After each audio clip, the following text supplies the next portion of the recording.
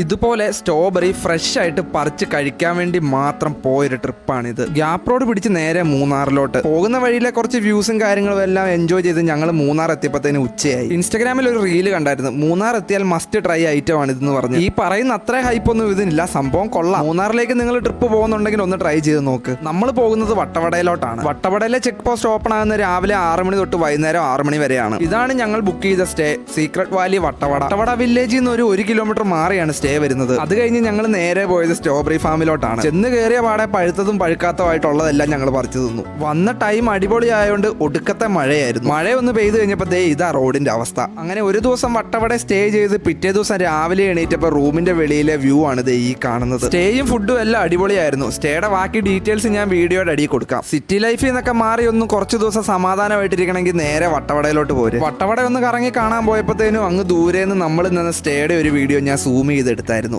ഈ കാണുന്ന ലൊക്കേഷനിലാണ് ഞങ്ങൾ സ്റ്റേ ചെയ്തത്. അങ്ങനെ വട്ടവട ഫുൾ ഒന്ന് കറങ്ങി കണ്ടിട്ട് ഇനി നേരെ തിരിച്ച് വീട്ടിലോട്ട് പോവാണ്.